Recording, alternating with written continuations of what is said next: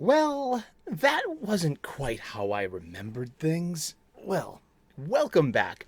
It's time for the 31 days of Halloween. That's right, we are doing a different horror movie every day through the month of October, celebrating this Halloweeny season. Yes, and thank you for being part of this. We have gotten through the beginning of the month focusing on the Friday the 13th movies and the Nightmare on Elm Street movies, and threw in a couple of other slasher movies. So we're going to take a quick little departure from slasher movies, and I wanted to touch upon some, well, John Carpenter. Yep, John Carpenter, American filmmaker.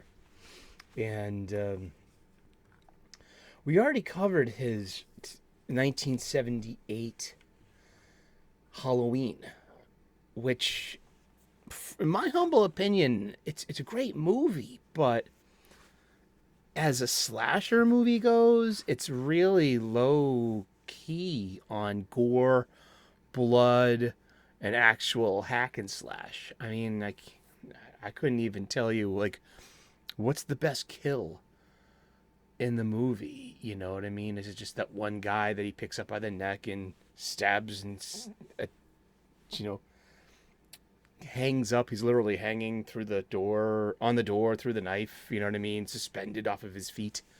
I mean, is that it?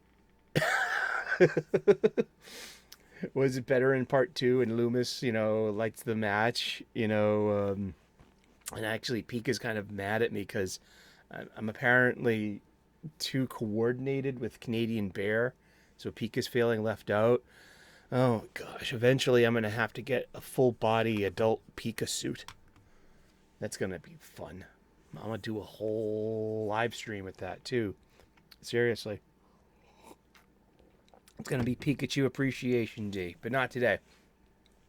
Today we're doing another John Carpenter movie, a 1983's Stephen King adaptation, Christine, the haunted 1958 Plymouth Fury.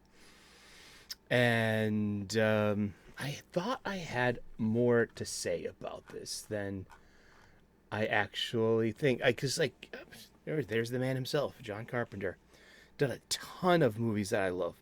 Big Trouble in Little China, Escape from New York. Not too crazy about Escape from L.A., but Escape from New York is just that, and we're also covering tomorrow The Thing, his 1982 The Thing. I flipped them. I was gonna do The Thing a creature double feature today, doing the original 1951 Howard Hawks' The Thing from Another Planet, and Carpenter's remake. And but friends of the channel are doing a Christine show on Tuesday at 5:30, so I figured, two shows at the same time, I wouldn't want to poach their audience. I'm kidding. But it's a tale of a good kid seduced by his darker impulses under the guise of the love of his car. And I honestly thought there was like a ton of gay coding in this movie. See, we've talked about it before. Movies are a very appropriate place to be talking about critical theories. And some of the lenses you can put on that would be feminist theory, race theory, colonial theory, queer theory. The critical theories is a great playground when it comes to like law school, like moot courts, legal stuff, and when it comes to film theory. So you have the two teenage leads in this. You have Artie, who is he's nerdy and he's not very self-confident and strong. And then there's his best friend Dennis, who's he's a football player. He's a bit of a jock, and he looks out for Arnie. And I mean, the last time I watched this last year, and I'm thinking like I'm picking up on all of this. Like I thought it was like I thought there was more gay coding to it. I thought there was more to Arnie and Dennis's relationship, their friendship. It just, but also now that I give it some thought, I gave it some time and some distance and watched it again. And so there's Alexander Paul and Arnie. There's our bad guys who have magnificent endings. Um, and also the beautiful Alexandra Paul. She was 19 years old. This was her first movie. There's no traditional TNA in this movie, and there's not a lot of gore. There's a couple of jump scares.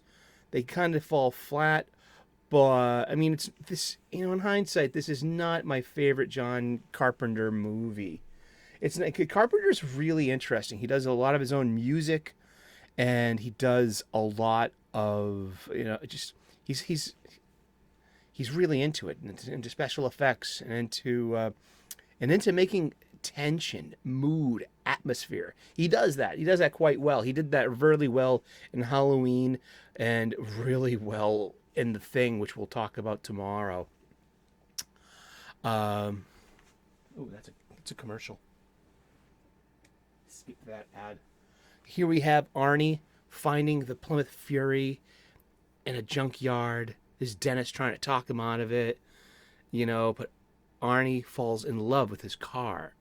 And it's like, it's a guy thing. There are such things as guy things. Just as there's such things as chick things and gal things. And guys in their cars. It's about putting effort into, and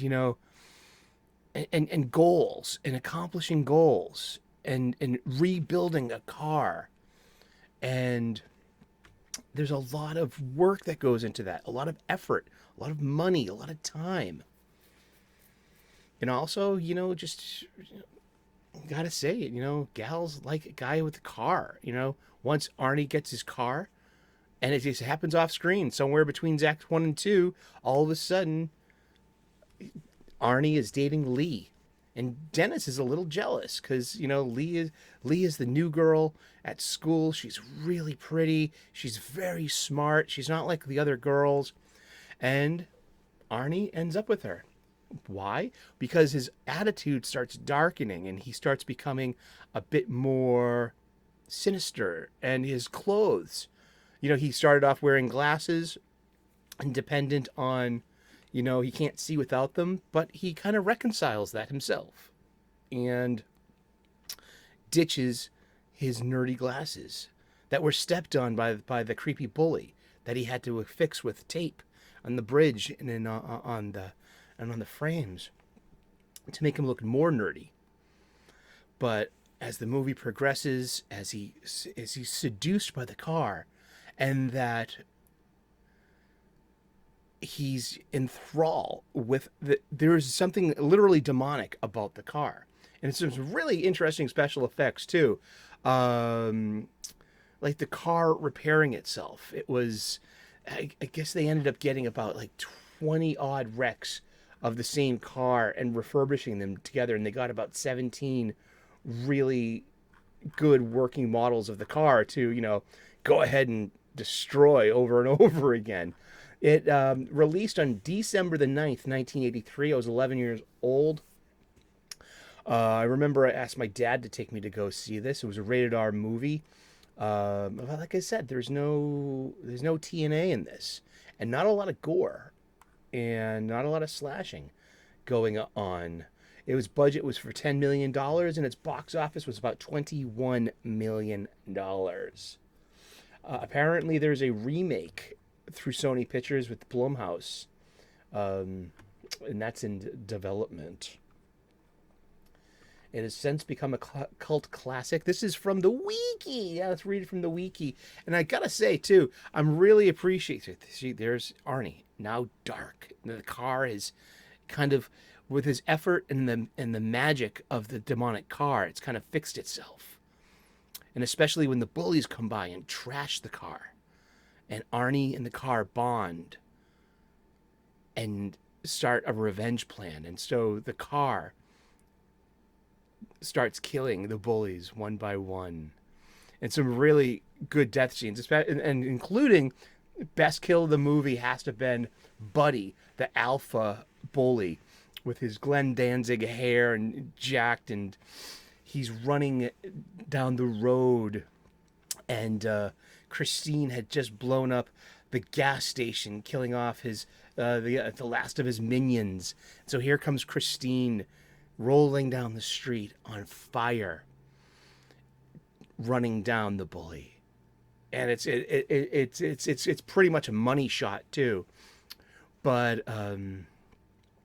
running over the bad guy, and then there's the flaming corpse in the middle of the road while the flaming car just keeps going. And Christine, titled on screen as John Carpenter's Christine, is a 1983 American supernatural horror film directed by John Carpenter and starring Keith Gordon as Artie. Now, in the and my DVD, there is a commentary track with director John Carpenter and Keith Gordon, and they're reminiscing about producing the movie. I love stuff like that. Anecdotes, talking about setups, camera stuff, special effects, lighting, how people were feeling on the set that day, the passage of time, like, and how, like, wow, how young we were back then. Like, such as Alexandra Paul has an identical twin sister, Caroline, who she brought to set one day, and Caroline pretended to be Alexandra and is actually in one shot. And John Carpenter's like, hey, wait a second. You're not my actress. And like, duh, we're playing a prank. That's my sister. And so, yeah. And it's not that Dennis gets the girl in the end. We were presumed that he does. Because, like, Artie gets killed by the end. And the great, like, there's a showdown between Lee, Dennis, and the car. Now, this is Alexandra Paul.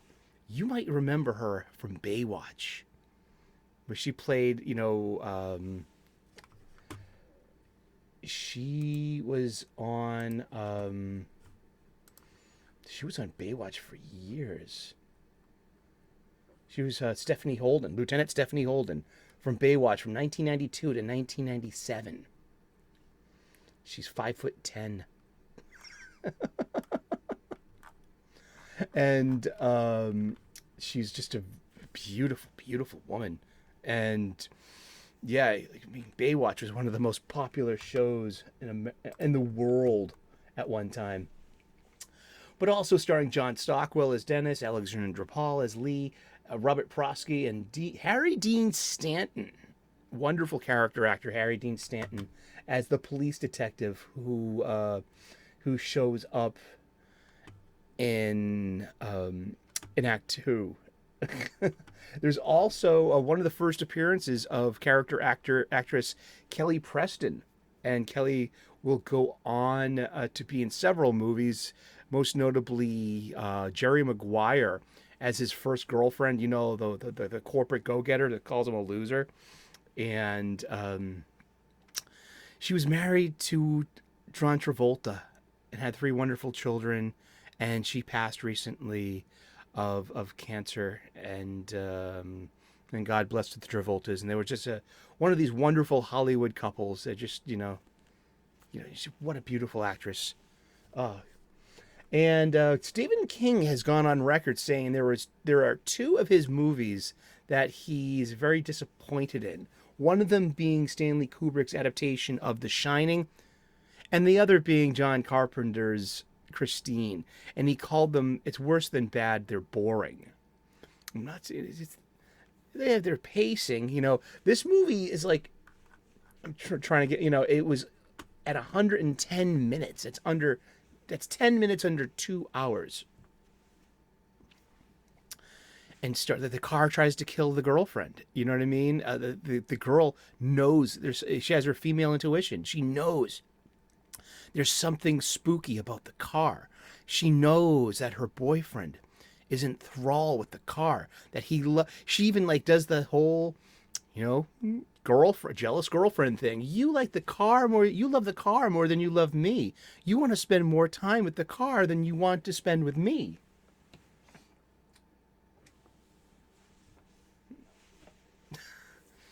And in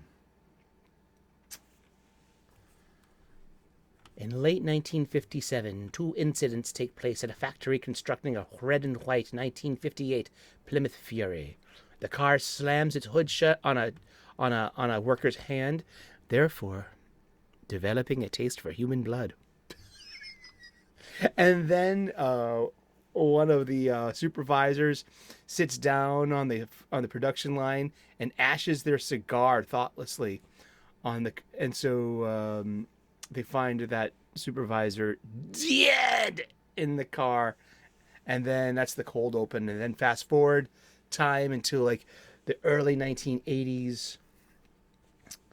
Arnie overpays for this wreck of the car, and Arnie can't keep this car in his own driveway at home. He has to, rent some garage space where he can work on it and build on it, and you know, um, Arnie begins to restore Christine at a junkyard garage where Arnie's appearance and personality becomes cockier and affects his relationships. Yeah. So we have this definite character arc. We see a monstering happen. We see Arnie lose his innocence, which he may have lost off camera. There is no sex scene. There is no TNA. There is no gratuitous nudity. There is, Arnie and Lee, are trying to be having an intimate moment at the drive-in movie theater, and she just doesn't want it. She's uncomfortable doing it in the car because she's got weird feelings. She's got a weird vibe about the car, and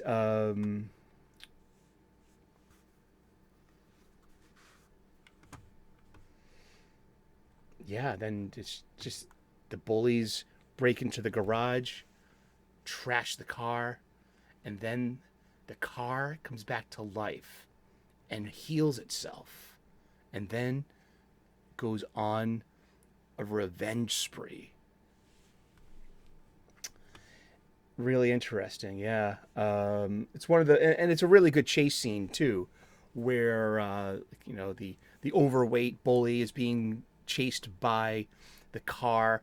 The windows are all blacked out, so you can't see if there's a driver or not. So we're to presume that Arnie is not driving the car. The car is driving herself. And the car literally chases the kid into an alley where it's too narrow, but the car just pushes through, breaking its fenders and its and just crushes the kid, literally cutting him in two, which is talked about in the next scene with the detective, which isn't, it's not shown. You see, now the car has a taste for human blood. Oh boy, we have to write an accident report for that one. Lee and Dennis conclude that Christine the car is responsible for Arnie's personality switch up, and they plan to lure Christine to the garage to smash her with a bulldozer, which they do. I mean, that's Dennis and Lee are in the bulldozer, and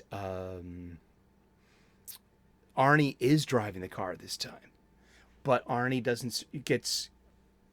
doesn't survive a crash. Christine crashes into something. Arnie goes through the windshield and dies. But then the car comes back to life and tries to finish the job, and Dennis and Lee get into the bulldozer and crush Christine. And then at the end of it, we have the car has been crushed into, at the junkyard, and we have a little fake out scene, which like we start hearing some rock and roll music. A lot of the thing was Christine's personality would come through the radio. You'd have the radio, the old fashioned radio would light up, and then it would play songs of that late 50s era of doo-wop and original rock and roll that was contextual to what was going on.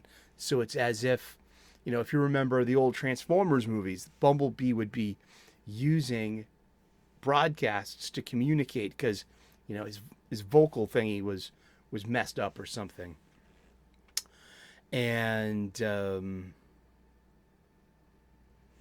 yeah, and there's a guy walking behind the wreck with a boombox, and it's playing 50s music. So there's a psych out moment. But as everyone walks away, like nobody notices that like a part of Christine's grill is still evident in the front of like the crushed down box remains of the car, and it starts to move and twitch just slightly. And then that's the end of the movie. And is it a good movie? It's all right. It's not bad. I literally thought, like, because, there was, like I said, there was more gay coding in this.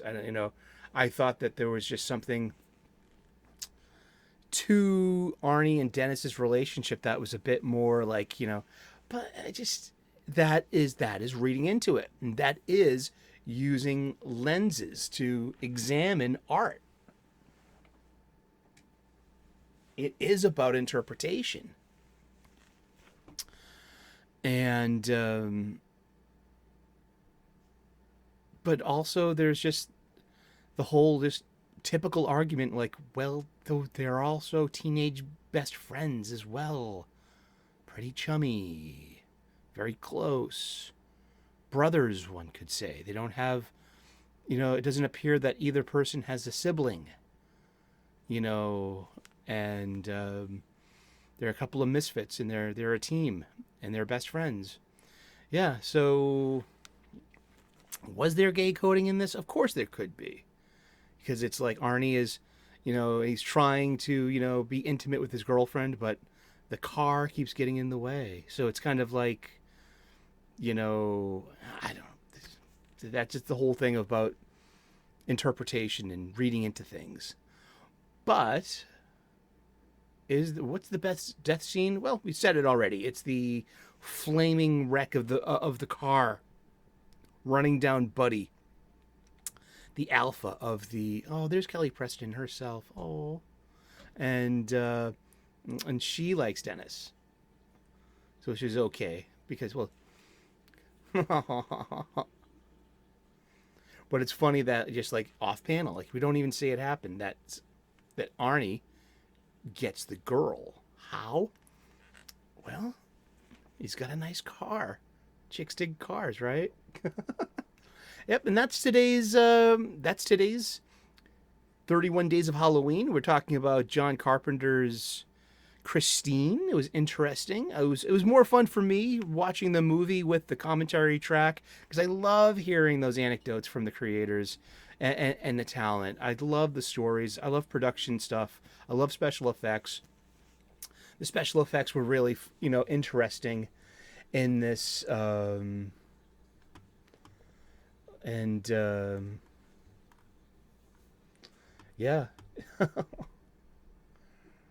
The King's novel, The Source of the Material, made it clear that the car was possessed by the evil spirit of its previous owner, Roland D. LeBay, where the film version of the story shows that the evil spirit of the car manifested itself on the day it was built. Other elements from the novel were altered for the film, particularly the execution of death scenes, which the filmmakers opted for a more cinematic approach. Indeed. And